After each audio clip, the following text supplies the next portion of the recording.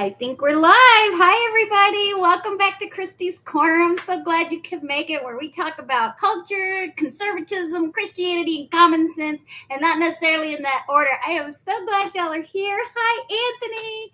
Hi, bear with me. I know who that is. Oh, Joe and Johanna are going to join us as well. Hope Dame Piglet can be here. So I want to get started here. My goodness gracious. As you can see, I'm on my own tonight. Troy cannot be here. And you know what, guys? He's not going to be able to make it every single week. I know he's probably the star of the show, but we have such a good time doing this together. We've been married 27 years, and God has really blessed us. Anyway, he's not going to be here tonight. So, and if I'm a little shiny, it's hot in here. I apologize about that. It's South Texas. So what else was I going to do first? I was going to shout out again to Pop Culture. Their documentaries are phenomenal, and we've got one dropping on Voyager here pretty quick. So if you're a Trekkie, definitely check out Pop Culture. And Pop Culture Unleashed is their live chat show on Thursdays at 6. I had a friend of mine who sent me a text and said she'd watched one of the earlier videos, and she said, "Oh my gosh, my kids are so woke. What do we do to put them back to sleep?" I said, "Well, don't do that. let's not put them back to sleep." But you know what, guys? That's what we need to be talking about, isn't it? How can we get our kids and the younger generations to understand civic responsibility, what the heck is really going on, and how dangerous socialism really is? You know that old saying that if you have a heart when you're young, you're a liberal, and then if you get no, if you have a heart when you're young, you'll be a liberal. Once you live life a little bit, you'll become a conservative. And Andrew Wilkow, the one, Wilkow, spell it right. He's the one who says, yeah, a conservative is a liberal who's finally gotten mugged. Well, we don't want anyone to get mugged, but we do know that the reality of life is certainly, hi, sunshine, is certainly, there's so much fluff out there, and we have gotten in such an angle, such a cycle, such a circle of fluff and not reality. I love how some of my favorite commentators talk about the grown-ups need to come back to the table. We have taken a pass for way too long, had good lives, especially all through the 80s and 90s, but this has gotten serious. This has really gotten serious, and we've got to do something. I'm checking the chat, so I'm not looking at the camera here. Let's see what we got going on. I don't see Joe and Johanna yet, but yeah, Troy's telling us about he's not going to be here. What's going on, Anthony? How are you? Thank you so much for your support. My gosh, dude, you're amazing. You are really amazing. So, one more thing on the waking up the kids or putting them back to sleep because they're too woke. I did find a website for a textbook on civics that's free. Because textbooks, I don't know if y'all noticed, but they have gotten really expensive. Even if you're going to college and get it used. So this is the website. So get your pens and papers. Are you ready? G, like go, HSS. Well, let me do it again. GH Social Studies. So it's GH, probably the school. G like go, H like Harry, Social Studies .weebly.com, WEEBLY. And if you go on there, they're hosted by ICOMETS.org, and it's free. And it's civics. It's social studies. So also, I think that people that have to take their citizenship tests are going through some of these sites to learn the deals about the citizenship exam. And the question is, can you pass the citizenship exam today? I don't know if I could. I might be able to, but week on the Constitution, I do believe. I'm going to have to fan a little bit here, you guys. All right, let's talk about the massive DDoS attack. Can you believe that? And can you believe what the media is talking about with that show last night? My goodness gracious. It is. I think it is a good resource, Anthony. I think it's really, I just listened to a little bit of it, but what I heard was pretty impressive. And I'm going to have to do this, guys. Am I getting shiny? Oh, yeah, I'm getting shiny. Let's see. There's Johanna. We're here. Hey, guys. Thank y'all so much. I'm so glad y'all are here. Help me out here. I don't know what I'm going to talk about. So the DDoS attack, who do you guys think was responsible for that? You think it was Iran? Do you think it was the Kamala campaign? No, they're not that sophisticated. Do you think it was possibly, sorry about this, I'm sorry. Do you think it was possibly the EU? Did you hear about the letter that the EU sent to Elon about this show? So they just passed, and I put my note over here. Sorry, y'all. Here it is. Okay, so the EU warning to Elon Musk was about the Digital Services Act passed by the EU. It's basically a draconian war on free speech. My mother-in-law said tonight, how can they think they can shut down free speech? How can they do that? So it's a great question. Let me see. I guess I got to go up here to see them. No, let's go down there. I said, it's a great question, Mom. How can they think that we're okay and we're not going to fall for this shutdown of our speech? And I said, it was probably in the 80s when this stuff started pretty severely. I remember I asked somebody where they were from. They had an accent. And I don't know if I've told this story or not. So if I'm repeating myself, y'all bear with me. Oh, bear with me. Anyway, I remember saying, where are you from? And I got a look from this friend of mine. And later that evening, I said, what did I say wrong? And the friend said, well, we don't say that anymore. We don't ask them where they're from. We ask them what their heritage is. And I remember thinking, what? I'm going to ask whatever I want to ask. If I want to ask somebody where they're from, I'm going to ask them where they're from. What do you mean I have to ask what their heritage is? Well, it's cultural sensitivity, don't you know? Okay, well, I think cultural sensitivity opened the floodgates. And that was around 1983. Isn't that funny? Ironic, 1984, the next year. What we got here? Yeah, Anthony says, I had to look up the meaning. Yeah, I did too. It's directed denial of service attack. So we hear about denial of service attacks, but that was DDoS. It's directed denial of service attack. It was massive. Elon mentioned that if you heard it last night, how that the waves and waves of information that were coming at him were at the site were from out, and he had tested it. I got a test. Let's see. DODS. What am I saying? Directed denial of service attack. Oh, DOD. I'm so slow. I got it. Funny, bear with me. A DODS attack. I love it. So, yeah. So this EU letter to Elon was about, in light of the recent civil unrest, in the UK, please do not think seriously about violating the Digital Services Act, because his platform goes throughout the whole world. So that was interesting.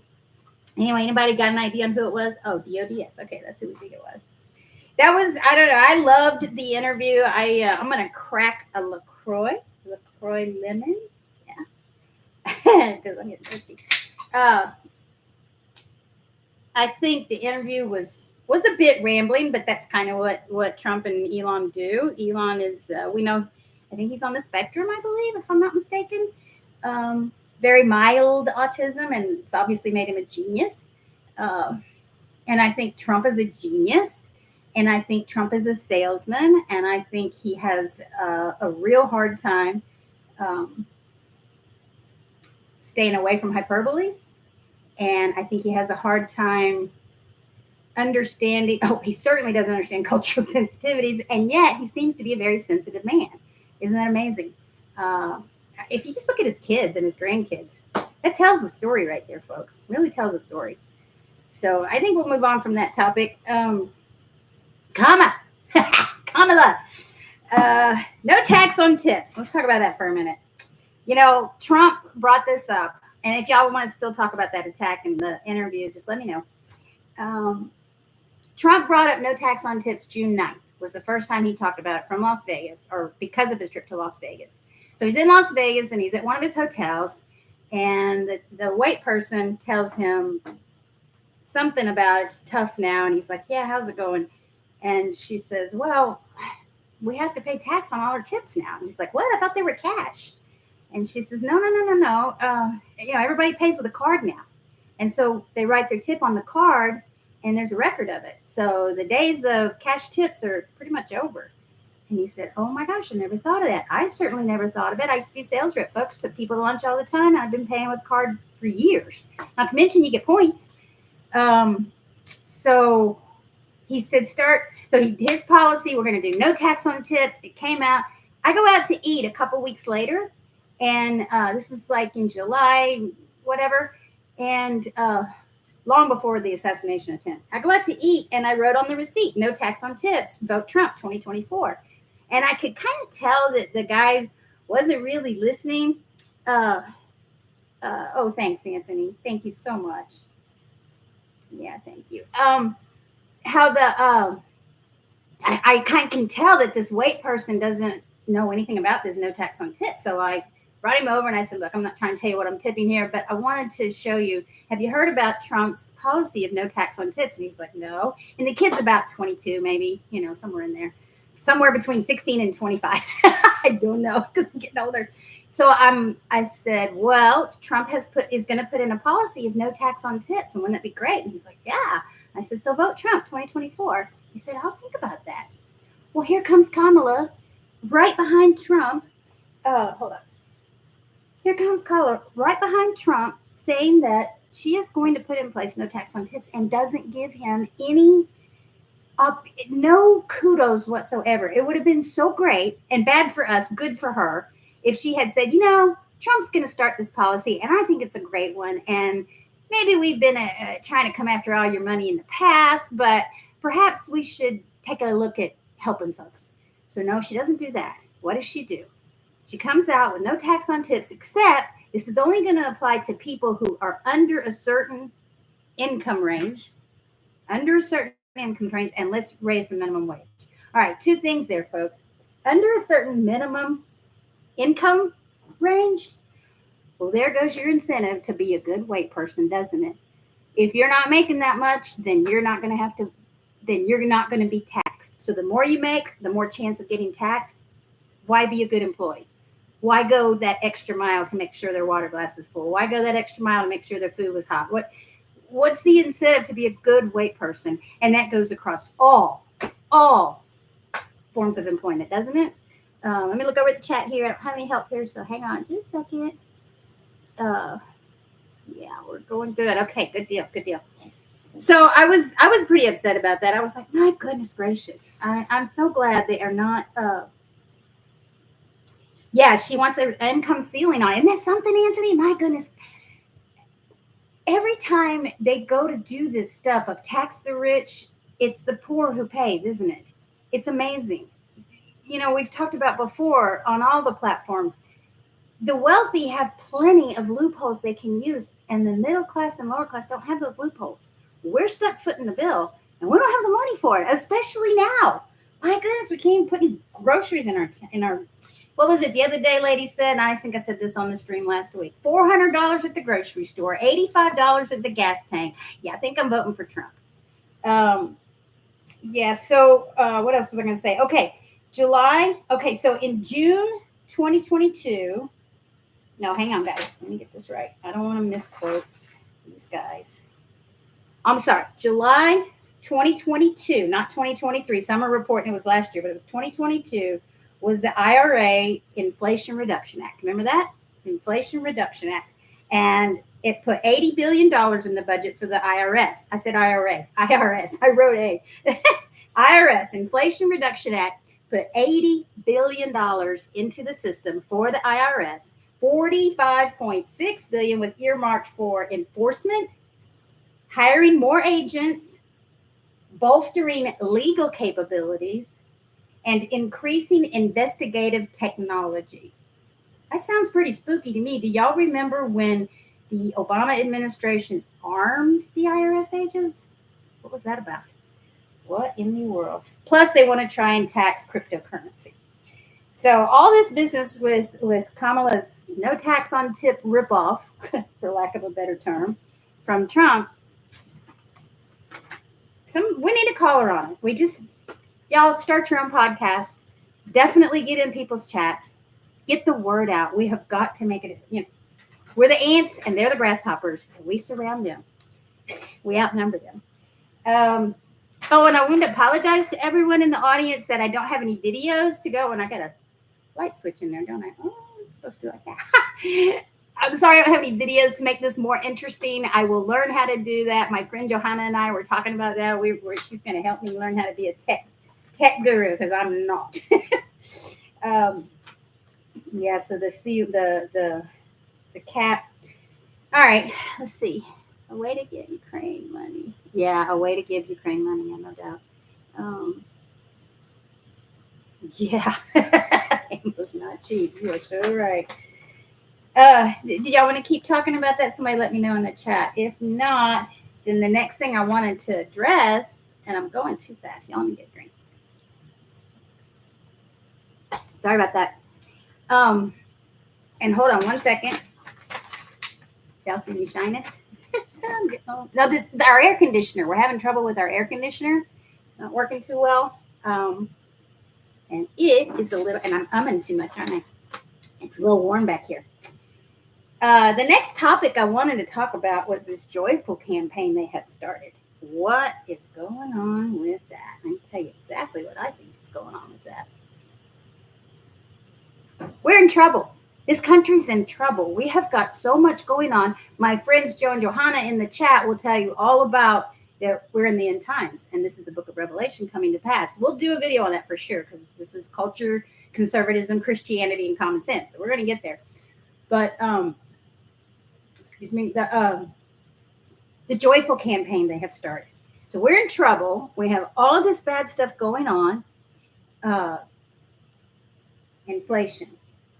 We're knocking on the door of either hyperinflation or depression. That's getting pretty spooky. We've shut down our income stream. Energy is our income stream. We have shut it down. Oh, nobody gets fired. No, nobody's getting fired. Nobody's getting fired. Bear with me, says in the chat. She could fire all the agents.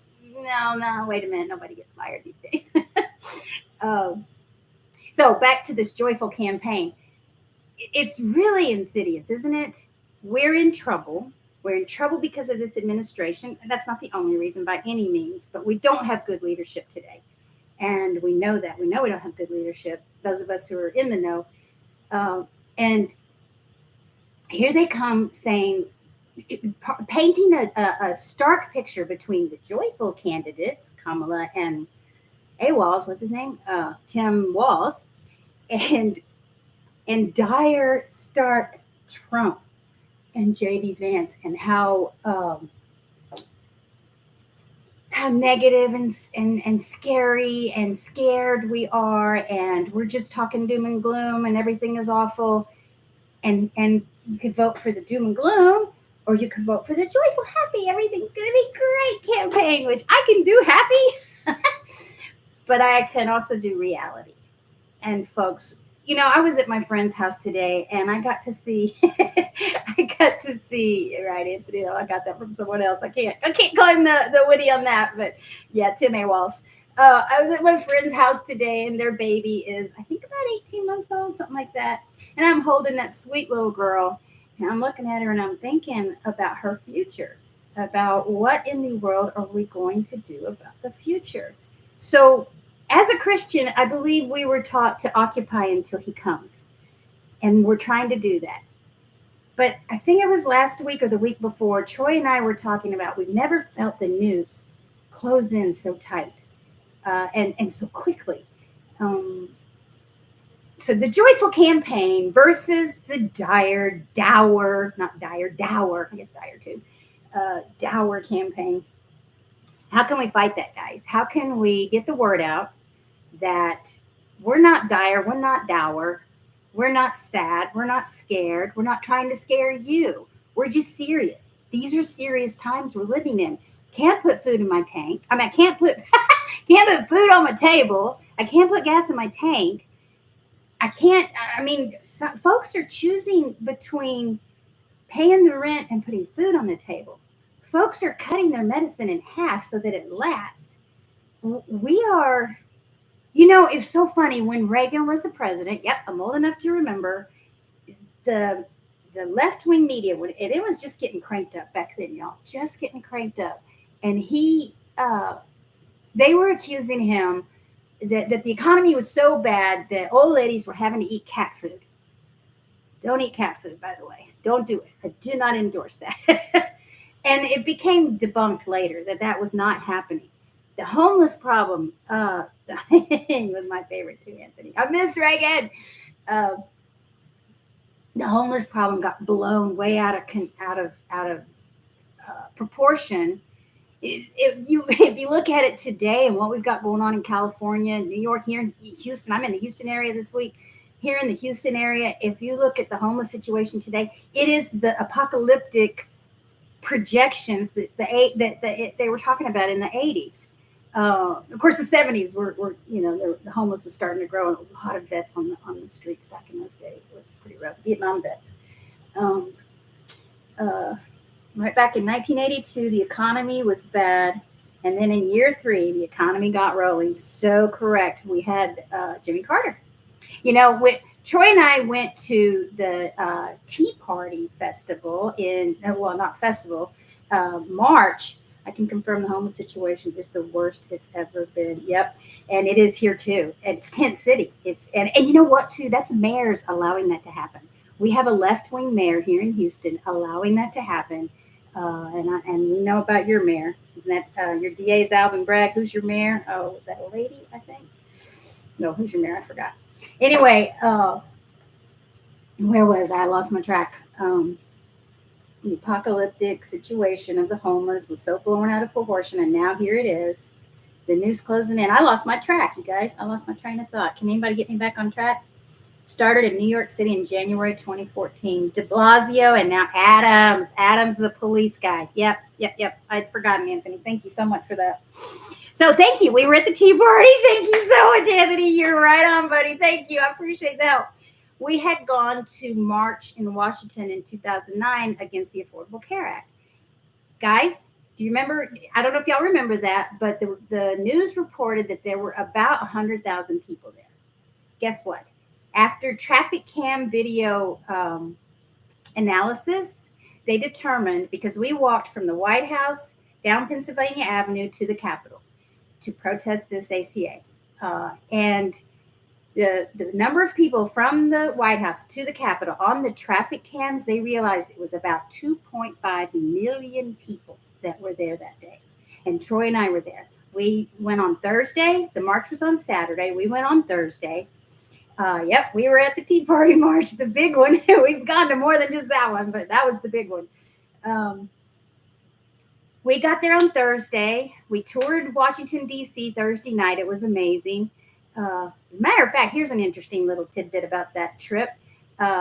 Friday morning, there on the local Fox News channel, we were in the hotel, and on the channel they had a news flash, Fox News alert, that someone had tried to assassinate, that there was a terrorist attack against Obama, that someone was trying to assassinate him. And they had the little, what do they call those boats that the Greenpeace guys always rode on?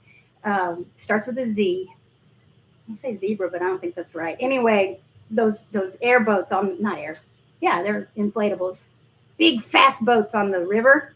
Anybody got it? So many people were so unaware of how deep the problem goes, on how it will change their lives terribly for the future. So true, so true. These guys, so there's this terrorist attack happening on Obama on Friday morning. We're watching on the news early in the morning. It's like 8 o'clock. The Potomac River, the anti-terrorism, I guess, Homeland Security were securing the situation. They had an incident that went to the Pentagon. There was this incident. And by 10 or 10:30, the story was gone. They never mentioned it again. Blackout, news blackout. And it was a big deal. I mean, there's all these boats on the river. It's going to the Pentagon. Obama's being hauled off, whatever. The story disappeared. So many people lots of coverage on the main march. Yep. But the coverage was incorrect. They didn't tell how many people were there. 2.5 million people showed up. So the thing with the reason I mentioned that interesting tidbit about Obama's assassination attempt and how it got squished immediately was it was just another example of how our news media is controlling the stories. The Mockingbird media I mentioned before. And now, are they not ramping up for a terrorist attack now? Really ramping up the juice. Um, uh, yeah, I'm getting concerned that we're either going to have a real terrorist attack, which I don't know if those even exist. I guess they do. But a real terrorist attack and or an FF, for lack of a better term. I don't know if y'all know what I'm talking about with an FF. Um, I think it's real important that we get the word out through all our platforms, all the social media that we can, that we're not falling for it. You can't fool us anymore. This is the information age. We have information. And no matter how hard you try and shut it down, we're connected now. Even without our devices, we're connected. We know each other. And I think we could find each other in an emergency. We're sharing this information face to face as well as online. Uh, we're not going to stop. We're not going to stop. This is America, and it's not just okay, this is America. We're founded on free speech. We're founded on the Second Amendment to protect the First Amendment of free speech. But the rest of the world, the rest of the Western world, is really starting to unravel, especially the countries that don't have the Second Amendment. I'm not going to get into a Second Amendment discussion by any means, but I think it's real important that we get the word out that we are absolutely not going to fall for these fall for this propaganda. Oh, and isn't it interesting that propaganda was ruled legal during the Obama administration? And I'm not harping on Obama. I mean, that's over with. It's well, yeah, it's over with. He's not in office, is he? Joyful campaign. Oh, and then let's talk about, I think it was Greg Gutfeld this evening on the 5 was talking about Australia's, okay, in the chat we've got, bear with me, Australia is horrified with what they agreed to. What are you talking about, bear with me? Australia is horrified with what they agreed to. You're talking about the giving up their weapons in 96 or something recent? I don't know. I don't know what you're referring to there.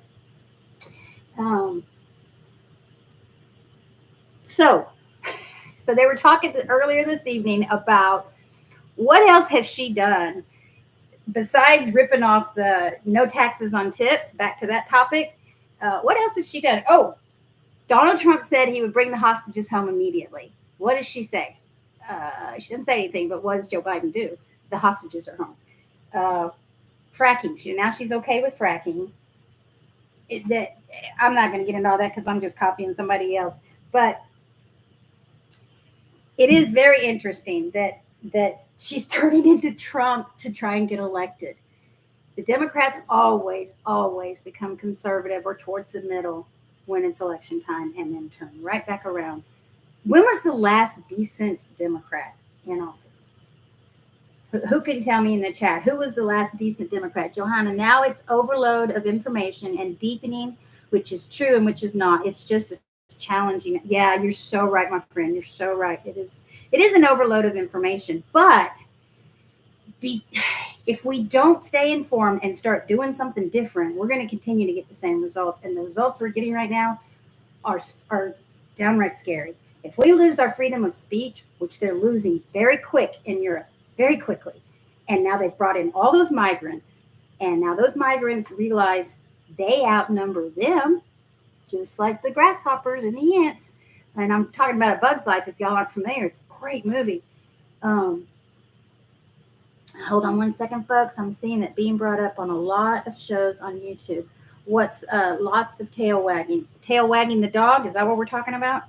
A little more info if you can, bear with me. Anyway, gosh, I'm losing my train of thought tonight, y'all. I think I'm a little nervous because I'm by myself. So if we don't continue getting the information out there and helping our kids, teaching our kids, civics, government, how the Constitution works, what's the Constitution about? Let's see, it's texting thing. Yeah, sorry about that. So I've said it over and over again, and I'll say it again tonight. Education, not indoctrination. Education, not indoctrination. If propaganda used to be illegal, can y'all believe that? In this country, Propaganda was illegal. Now, we still had freedom of speech. You could say whatever you wanted to say. John F. Kennedy, last good Democrat. Yep, I'd have to agree. Can't say Bill. Yep, no. That's what I meant. Who's the last good Democrat? Good, decent, American loving Democrat. And I would agree with you, Anthony. It was John F. Kennedy. I have a little John F. Kennedy coffee cup. Troy and I went to Dallas and we visited the whole museum and all of that stuff. It was fascinating, troubling. Um, it made me angry because I really think that was a coup. I think that was the first coup against the United States. Maybe the first coup against the United States was in 1913 when they developed a certain bank. And the second coup was John F. Kennedy. And yeah, we'll talk about the bank later. Yeah, Bill Clinton. Yeah, can't be objective on him either. Bill Clinton was yeah. Anyway, he's not in office anymore, thank God. So if we're getting towards we're getting towards solution. If we're going to talk about solution, when you talk about education, how can we teach our children government, basic civics, how to be a better citizen? Well, as Christians, the Christian community knows how to be a better citizen. We're living for God every day. And I'm not talking about the fake Christians. I'm not talking about the name it and claim it crowd on TV that all they do is want your money and give us a bad name. And I know what you're thinking. Bear with me. One of our favorite bands in the music world is DC Talk, the older one. But we're fine with Toby Mac and all those guys nowadays. But DC Talk back in the day had an album out that had the Jesus Freak. I think that was the name of the album, wasn't it? Jesus Freak on that was the name of the album, or that was the album, had that song on it. And they had this bit where they're just talking, and it's a funny little bit, and they're talking about it. Their neighbor is talking on the show. She's amazing. But and one of the things they say in that talking part of the CD is, and let's see if I can get this right. One of the greatest enemies of Christianity is Christians who confess Jesus with their mouth and go out their front door and deny him with their lifestyle. That's just so right on. That is just so right on. And as Christians, we know how to do the next right thing. We know how to serve our government, serve our families, serve our friends, serve our neighbors, serve our employers. We realize that God is in charge of absolutely everything. He gave us our job, gave us our family. We're entrusted as servants to take care of this planet. We're the original the original communist is what was coming to mind. Oh, goodness gracious. Let me check the chat here. We got, bear with me. Sorry, it's a texting thing. Yes, they keep sidetracked. They keep us sidetracked with all kinds of BS. Yep. John F. Kennedy. Yes, sir. Yep. Joe, put God back in school. Oh, let's talk about that. Joe, thank you for that. No kidding. So Louisiana passed a law. It's getting challenged, but they passed a law a month and a half ago, May, somewhere in there, to put the 10 Commandments back up on the wall in the school. Put it on the wall. And I think I did a video about how important that is, and how my mother taught for 30 years, and how she had made the statement. She was in the classroom when they took the commandments off the wall. She was teaching, and she said, and I don't know if she came up with it or if it came from someone else, but I grew up hearing this. She had to continue to teach her children they could no longer steal, but she could no longer teach them why. She continued to teach her children they could not steal, but she could no longer teach them why. I think I said it wrong the first time. That's pretty powerful. If there's no why to why we have to be good, if there's no why to state law, it must be posted. Yep, you're right. Bear with me. State law. They passed a state law that the 10 Commandments must be posted in the classroom. If there's no consequence to bad behavior, then I'm just going to do bad behavior, right? I remember as a little girl, my parents pushed into me very hard. My dad was a huge patriot, Army veteran, World War II, followed Patton around Europe, joined very young, had PTSD pretty severely, but he instilled in me freedom and how important freedom is. And I remember as a little girl thinking, well, if we're completely free, doesn't that make us spoiled brats? And isn't that bad? And I don't think I shared that with anyone because I didn't want any of my privileges to get taken just in case. I remember feeling that way. Well, of course, I didn't understand moral guidelines. I didn't understand how my belief in Jesus and my belief in the well, not the church, but my belief in doing the next right thing, how that was what held me in check for complete freedom. I didn't totally get all that as a kid, but I remember wondering how that all worked. What's moral guidelines? What are moral guidelines? Well, without them, we have hello, New York City. If I could put videos up, I probably would, but maybe not because it's not too pretty right now, is it, Anthony? Um, what time is it? 6:13. Oh my goodness. Or is it? Oh no, it's the 13th of August. I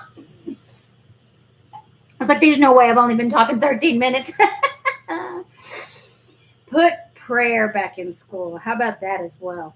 I remember as in first grade, and I don't know if I'm repeating myself, guys. I hope I'm not. But in first grade, we had the Pledge of Allegiance, a moment of silence, and then our day started. And that moment of silence was our prayer. So I'm not old enough to remember praying in the schools, but I do remember the moment of silence. And by second or third grade, that moment of silence was gone, but we continued to say the Pledge of Allegiance. Are they saying the Pledge of Allegiance in school today? I don't know. I know they took the God part out, and God, which of course Eisenhower added that, but we can do it right now. Pledge allegiance to the flag. Got one around you? Of the United States of America, and I pledge allegiance to the flag of the United States of America, and to the republic for which it stands, and to the republic for which it stands, one nation under God, indivisible, with justice and liberty for all. Justice and liberty for all. We said it recently as. Oh, Anthony, are you an educator? Yeah. Let's see. I can confirm that it is dangerous to go outside in New York City after dark. Have y'all seen Dana in 1972? I can't see it, Anthony. I'm sorry. YouTube. Somebody say something so in the chat so Anthony's comment will move up. I can't read it. My little heart thing's in the way. I think it says 1972. Has anyone heard Dana Perino talking lately about her little walks from the Fox studio to wherever she goes? And I guess she, probably power walks in between businesses. She said I haven't seen a murder, but just about everything else. That's pretty bad. There it was. As recently as 1979, they were still saying the pledge. We said the Pledge of Allegiance in school in 1979. Yeah, I graduated in 77. Well, I didn't graduate, but I was a 77 class. GED'd it. But then I went to college after that, by God's grace. So our solution is education, obviously. Education versus indoctrination. Maybe we should get that anti-propaganda law put back in place that Obama did away with. And then after that, moral teaching. Let's talk about God for a minute, guys. Everybody all right with that? Let's talk about God, my favorite topic. So they want to do the joyful campaign versus the dour, nasty, or awful campaign. Let's talk about end times prophecy for a minute. Have I lost anybody? Come on down. Come on over here. It's fun. It's fun. And Joe, I know you and Johanna can talk on this topic. So, 1948, Israel becomes a nation. Yes, it was the signing of a document. Yes, it was done by men. But in my opinion, it was the dry bones prophecy of Ezekiel 38. Or not Ezekiel 38, I'm sorry. I think the dry bones is in 37. Somebody correct me. Israel became a nation again. If you study prophecy at all, you pretty quickly realize that you're not spiritualizing it and making it say things that it's not saying. You pretty quickly realize that prophecy was written to the Israelites, and the Israelites had to be in Israel for it. I'm not saying this very well. Prophecy was written with the Jews in mind, and they had to be back in Israel for it to come to pass. All those prophecies that are in Revelation combined with Daniel are about the Jews being in Jerusalem. And those of us who studied prophecy for a long time, for years, they have been talking about Israel is the big sign, the countdown clock. The clock started with Israel. So I'm not getting any feedback in the chat here. Anthony, are you all right with talking about prophecy? I don't know, buddy. You all right with that? I know some of y'all in here are. How about the rest of you? What do you think? Um, so of course, when I said in my very first introduction video, or the second one or thereabouts, that I support Israel. I always will, no matter what. I support it because God put it on our heart. Let's see, prophecy was written centuries before, and it was to the day. Yep, I'm still here. Awesome, Anthony. Yeah. Let's talk about that. So, not only was it the dry bones prophecy that was fulfilled, and that's in Ezekiel. I strongly suggest reading it, and I may read it one of these days on the air. But in Daniel, it talks about the 70 weeks that Israel will pay the price for its disobedience. And if you look in Peter, it talks about a day is as 1,000 years to God, as is a year. A day is as 1,000 years. 1,000 years is as a day to God. And I don't have my Bible with me, guys, so I may get this a little bit wrong, but y'all can check me. As a Roman Catholic, I have supported Israel since 1972. Ah, bless you, Anthony. Bless you. Awesome. And I'll never bash the Catholic Church, ever. Ever, ever, ever. My good brothers and sisters in the Catholic Church, I have done so much. And there's a lot of stuff out there that there's a lot of stuff about the Catholic Church and the Pope. And honestly, Anthony, I don't like your Pope right now. I'm a little worried about him. But so I don't know how much you studied eschatology, but my friends Joe and Johanna, myself, my husband, we're evangelicals, and we believe in the imminent rapture and that it could happen at any moment. We don't believe that the book of Revelation was fulfilled with the fall of Jerusalem in 70 AD. We also believe in the doctrine of, in layman's terms, already but not yet, so that there is a double fulfillment to some prophecies. If you talk about Jesus, over 300 prophecies were specific to him. And there's a saying out there, or a guy, a mathematician or a statistician, I'm not sure which, who figured up the odds of what it would take for one person to fulfill just 20 of the prophecies that Jesus fulfilled. Of the prophecies from the Old Testament, that when Jesus came, he filled over 300, or right at 300 prophecies, specific prophecies. We can start with the virgin birth. And if you don't like that one, let's go to, he was born in Bethlehem. If you don't like that one, he grew up in Nazarene. How about the suffering servant? Joanna, preach it. Yes, ma'am. My favorite topic. Anyway, that almost sounded to Southern, my favorite topic. Y'all help me. Give me some prophecies about Jesus. Virgin birth, born in Bethlehem, went to Egypt, came back from Egypt. I forgot my story about the 20 prophecies. So I'm sorry I'm losing track, guys. I'm kind of all over the place. Back to that story. So this guy does the odds on what the odds would be for Jesus to have fulfilled just 20 of the prophecies. And what he came up with was the odds would be the same as if you took a coin or a quarter and painted it red on one side, went up in an airplane 10,000 feet, flew over the whole state of Texas, dropped the coin from the air. Then you took a person, blindfolded them, sent them out to find that coin on the first try. If that person found the coin on the first try, those odds would be the same as Jesus fulfilling just 20 of the prophecies that he fulfilled. 20. And he fulfilled over 300. The manuscript evidence for him having walked the earth, the historical evidence, is greater than that of Alexander the Great having existed. We only have 4 documents from Homer. 4. And yet we talk about the Iliad and the Odyssey all the time. It is like, we know that Homer wrote that. Pretty sure. We have over 20,000 copies of the New Testament. 20,000 copies of the New Testament. That's amazing, you guys. Not only that, we found the Dead Sea Scrolls in also 1948, interesting enough. And they were written, some of them as old as 300 AD, 300 BC, but most of them around 200 BC. And inside those Dead Sea Scrolls, and I'll do a whole video on that one of these days because it's fascinating. Inside there, we have the entire book of Isaiah, which word for word, the entire book of Isaiah, which was written 586 BC is when that fell. So if I'm not mistaken, Isaiah dates back to around 600 BC, something like that. And the entire Bible was in there, along with other writings. Let me check the chat here. Psalms 22, Isaiah 56, Isaiah 53. You are so right on, Johanna.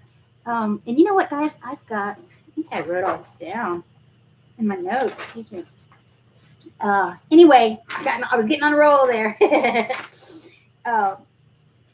Let's see real quick here.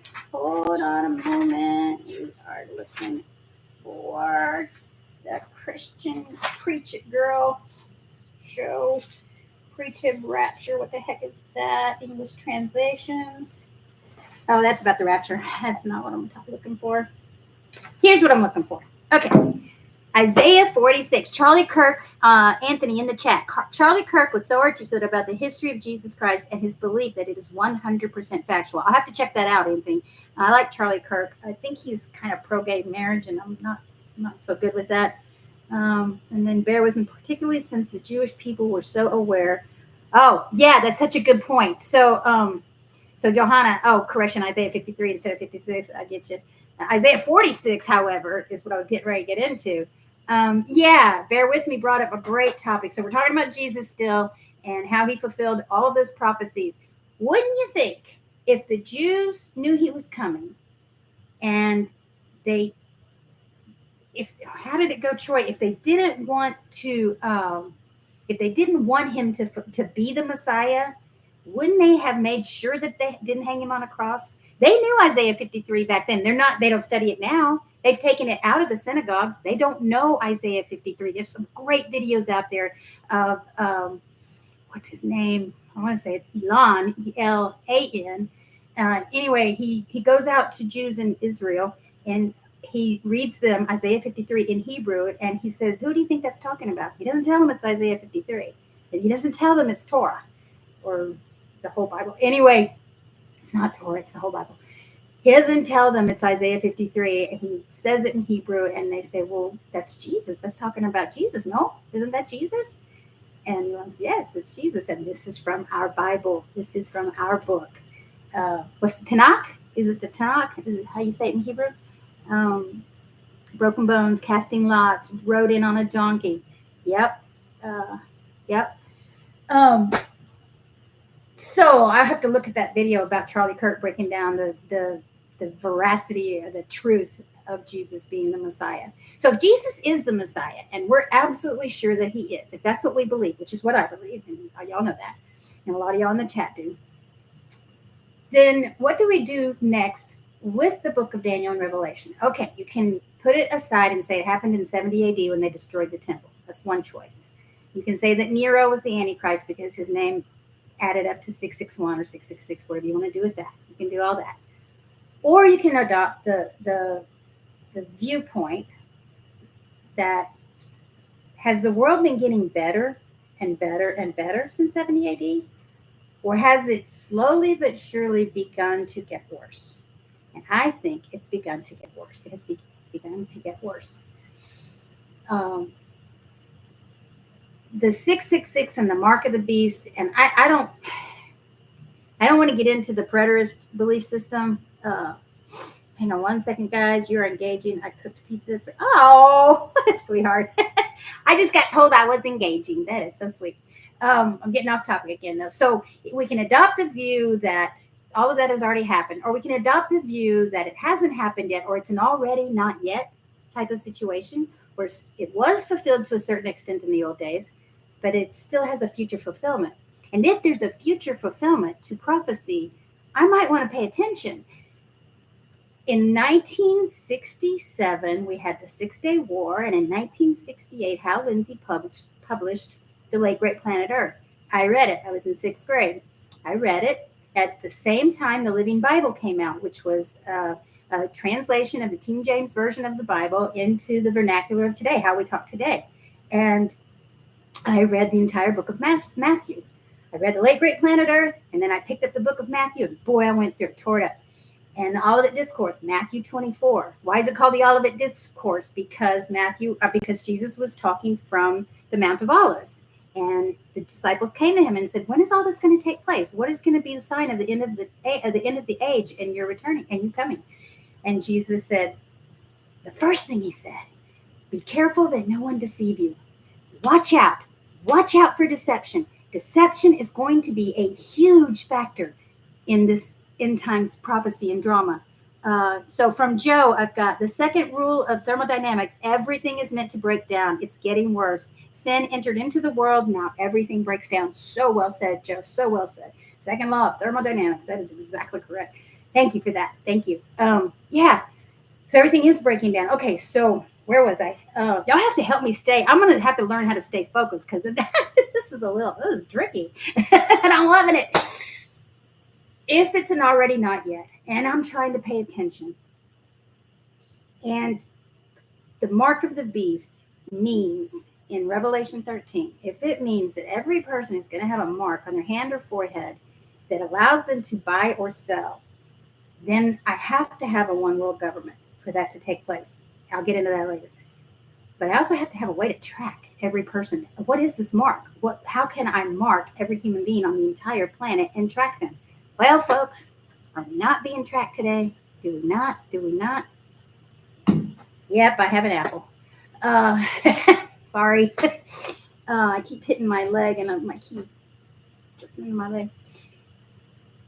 If the mark of the beast is real, and if we are going to be tracked, and if the whole point of the end times is for a one world government to be in place, for Israel to be back in the land, for the government to have the technology and capability to track everyone on the planet, if it says in Revelation 13 that not only will there be a mark on everyone, but it will be a one world religion, there will be a beast system. So I think no matter what, they have to shut down our freedom of speech first. Who was it that talked about? Oh, it was Frederick, the guy who invented peanut butter, the black guy, Frederick. No, I'm not saying it right. Anyway, he said that the first power of a tyrant is to shut down free speech. Obviously, we're all being tracked, someone said in the chat. Obviously, the very first thing they have to do is shut down free speech, because if we tell the truth, people will be set free. The truth will set you free. I am the way, the truth, and the life. Whoever believes in me, go to the Father, will not perish, but have everlasting life. So I'm kind of running out of steam, you guys. We've almost been at this an hour. I think I'll save the rest for next week. I just know that I believe with all my heart in an imminent rapture. I believe it could happen at any time. That we really and truly will be changed at the blink of an eye. 18,000th of a second. What is it, y'all? 18,000th of a second is the technical definition of the blink of an eye. So check out, where's the blink of an eye? We'll all be changed. That's in 1 Corinthians or 2 Corinthians. I'll be more prepared with the actual scriptures next week, you guys. But I am getting a little tired here, so I'm going to shut it down. But thank y'all so much for coming. I am so glad y'all were here and for your involvement in the chat. I am really, really enjoying this. We'll do a little more Bible study next week, depending on what happens next week. We'll start off with culture and common sense. What can we do? Keep doing what you're doing, guys. Keep getting the word out. Anthony, you are so amazing at how you post and repost and pay attention and know what's going on. You guys are amazing. I love y'all, every one of you. Thank you for coming. Please keep coming back, and I'll see you next week at 6 p.m. on Tuesday if I don't drop a video in between. Y'all, I'm going to learn how to do this, guys. I'm not going to quit until I learn it. But God's will be done, not mine. All right, guys. Good night. I want to say good night now. I'm going to end the stream. Bye. Let me see what the chat's. This is awesome. Oh, you guys are great. Good night. Talk to you soon.